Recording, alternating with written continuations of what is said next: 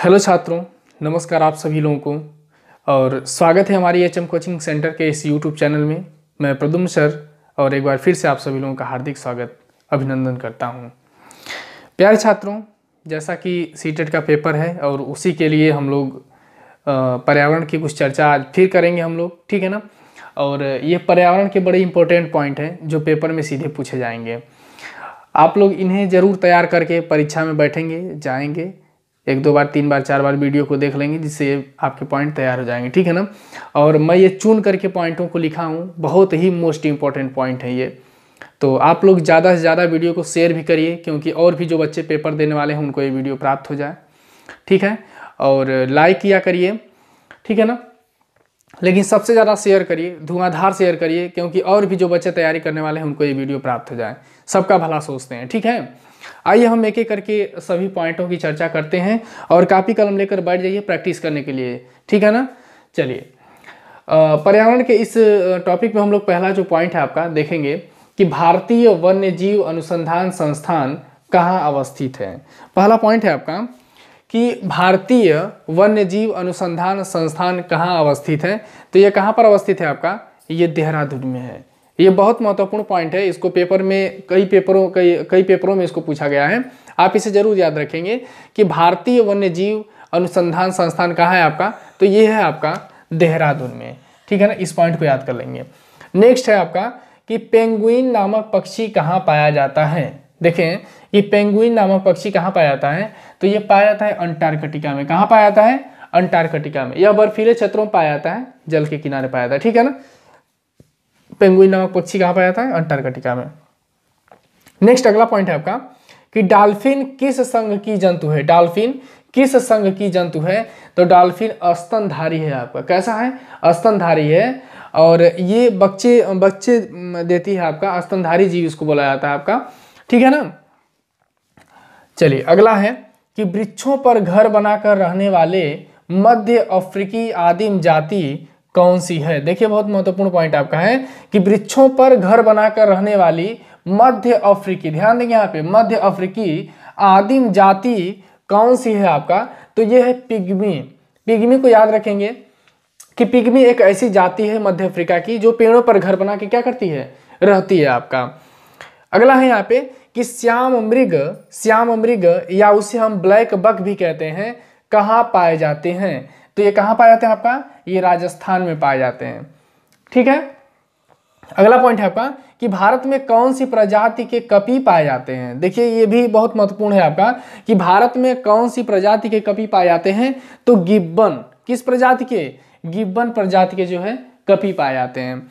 अगला है आपका कि इंडियन फॉरेस्ट कॉलेज कहाँ पे है आपका, तो यह आपका देहरादून में। मोस्ट इंपॉर्टेंट है आपका कि इंडियन फॉरेस्ट कॉलेज कहाँ पर है, देहरादून में है। अगला है कि भारतीय वन सर्वेक्षण केंद्र। प्यारे छात्रों, एक चीज ध्यान देंगे आप लोग कि ये दोनों पॉइंट बहुत महत्वपूर्ण है। देखिए, 1, 2 और ये आपका पहला वाला जो पॉइंट है, ये 3 पॉइंट बहुत ही इंपॉर्टेंट है। आप इन 3 पॉइंट को याद रखेंगे कि यहाँ पे देखेंगे भारतीय वन्यजीव अनुसंधान संस्थान, ये भी देहरादून में है आपका। इंडियन फॉरेस्ट कॉलेज कहाँ पे है, देहरादून में है आपका। भारतीय वन सर्वेक्षण केंद्र कहाँ पर है, ये भी आपका देहरादून में है। इन तीनों पॉइंट को आप याद रखेंगे।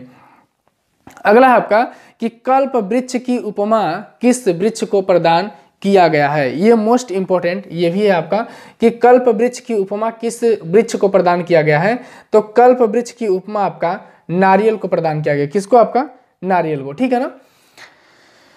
चलिए अगला है कि जलवायु के आधार पर विश्व बायोम को 3 कौन से भागों में बांटा गया है। देखेंगे यहाँ पे कि जलवायु के आधार पर विश्व बायोम को तीन कौन से भागों में बांटा गया है, यानी कि बायोम को 3 कौन से भागों में बांटा गया आपका।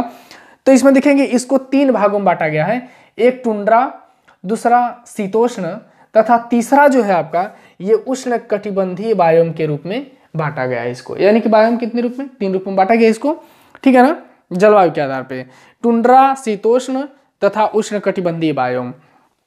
अगला पॉइंट है आपका कि नुकीली शंक्वाकार पत्तियों वाले सदाबहारी वृक्ष, ध्यान से सुनेंगे कि नुकीली शंक्वाकार यानी कि वे वृक्ष जिनकी पत्तियां नुकीली हैं आपका, उनकी बात हो रही है कि नुकीली शंक्वाकार पत्तियों वाले सदाबहारी वृक्ष किस बायोम में पाए जाते हैं।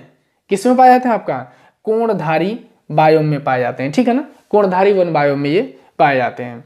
चलिए अब इधर हम लोग चर्चा कर लेते हैं। देखिए बहुत महत्वपूर्ण इधर की चीजें हैं आपका कि जिराफ पृथ्वी का सबसे ऊंचा जानवर है, मोस्ट इंपॉर्टेंट। ये आपसे पूछ सकता है कि पृथ्वी का सबसे ऊंचा जानवर कौन सा है, तो जिराफ है आपका, ठीक है ना। अगला है कि इसकी ऊंचाई लगभग कितना मीटर है आपका, तो 5 मीटर है आपका। इसकी ऊंचाई कितनी है, 5 मीटर है, ठीक है ना। नेक्स्ट अगला है आपका कि आनुवंशिकता का अध्ययन करने के लिए जिराफ का प्रयोग किसने किया। आनुवंशिकता का अध्ययन करने के लिए जिराफ का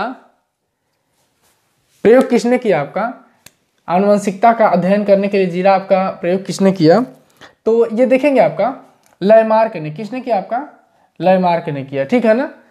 अगला है कि जिराफ सिर्फ 2 घंटे सोता है। देखिए सबसे कम सोने वाला जानवर जिराफ जो है ये सिर्फ 2 घंटे सोता है। कितना घंटा सोता है, 2 घंटे सोता है, ठीक है ना। बहुत महत्वपूर्ण है ये आपका। ये प्रश्न पूछता है कि सबसे कम सोने वाला जानवर कौन सा है आपका, तो ये जिराफ है आपका, ठीक है ना। सिर्फ और सिर्फ 2 घंटे सोता है, 24 घंटे में 2 घंटे सोता है आपका, ठीक है ना। और सबसे लंबा जानवर भी आपका। और आनुवंशिकता का अध्ययन करने के लिए किसने जो है इसका प्रयोग किया था, तो लैमार्क जी ने किया था। दोनों पॉइंट को आप याद रखेंगे। अगला है कि पेंगुइन न उड़ने वाला पक्षी है। पेंगुइन कैसा है, न उड़ने वाला पक्षी है। ये ध्यान देंगे कि पेंगुइन किस कैटेगरी का पक्षी है, ये न उड़ने वाला पक्षी है। यह पानी में तैर सकता है, यह पानी में तैर सकता है लेकिन उड़ नहीं सकता है। यह कहाँ पाया जाता है, यह बर्फीले क्षेत्रों में पाया जाता है तथा जल के किनारे पाया जाता है, ठीक है। इसके और विशेषता देखिए कि यह अंडे देती है। क्या करती है, यह अंडे देती है तथा नर पेंगुइन क्या करता है, अंडे का देखभाल करता है। प्रश्न आपसे पूछ सकता है कि कौन सा पेंगुइन अंडे की देखभाल करता है, तो नर पेंगुइन जो है अंडे का देखभाल करता है, बाकी वो चारे की व्यवस्था करती है, ठीक है ना। अगला है कि यह एक मांसाहारी पक्षी है। कैसी है आपका, मांसाहारी पक्षी है। दूसरा पॉइंट इसका है कि यह समूह में पाया जाता है। किस में रहता है, ये समूह में पाया जाता है आपका, ठीक है ना। ये पॉइंट पेंगुइन के हैं, आप इसे जरूर याद रखेंगे, ये पूछ सकता है पेपर में आपसे, ठीक है। अगला है आपका कि 25 अप्रैल को विश्व पेंगुइन दिवस मनाया जाता है। मोस्ट इंपॉर्टेंट, बहुत इंपॉर्टेंट है आपका कि 25 अप्रैल को विश्व पेंगुइन दिवस मनाया जाता है। चलिए अगला है आपका कि व्हेल मछली एक स्तनधारी जीव है। व्हेल मछली को देखेंगे, यह एक स्तनधारी जीव है और ध्यान देंगे यह सबसे बड़ा जीव है पृथ्वी पर। सबसे बड़ा जीव नीली व्हेल को मानते हैं, ब्लू व्हेल को, ठीक है ना। यानी कि व्हेल मछली एक स्तनधारी जीव है क्योंकि यह बच्चों को जन्म देती है। यह किसको जन्म देती है, बच्चों को जन्म देती है। यह पृथ्वी पर पाई जाने वाली सबसे बड़ी जीव है। देखिए पृथ्वी पर पाई जाने वाली सबसे बड़ी जीव है और यह फेफड़ों से सांस लेती है। किससे सांस लेती है आपका, यह फेफड़ों से सांस लेती है, ठीक है ना। इसकी आयु को पूछ लेगा, 90 वर्ष है आपका, ठीक है ना। यहाँ पे पेंगुइन की एक और बात है कि यह पेंगुइन जो है मछलियां खाता है समुद्र से, और दूसरी चीज की कंकड़ पत्थर भी ये खाता है। कंकड़ पत्थर पेंगुइन क्या करते हैं, खा जाते हैं, ठीक है ना।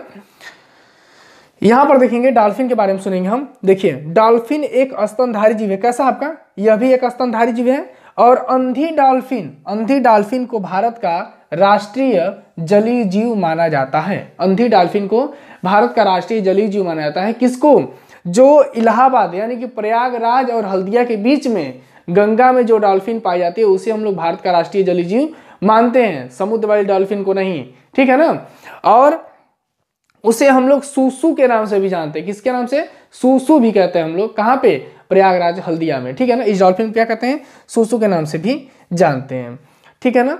तो प्यारे छात्रों ये रहे इंपॉर्टेंट पॉइंट, पर्यावरण के महत्वपूर्ण पॉइंट जो आप लोगों के लिए मैं लेकर आया था, और आप लोग इसे जरूर याद कर लेंगे, तैयार करके पेपर में जाएंगे, ये आपके लिए लाभदायक सिद्ध होंगे, ठीक है ना। तो आप ध्यान रखें कि ज़्यादा से ज़्यादा वीडियो को शेयर कर दें, जिससे और भी जो बच्चे हैं उनका भी भला हो जाए, उनको भी वीडियो मिल जाए, ठीक है ना, उनकी भी तैयारी हो जाए। चलिए तो इसी के साथ मैं आप लोगों से विदा लेता हूँ। धन्यवाद।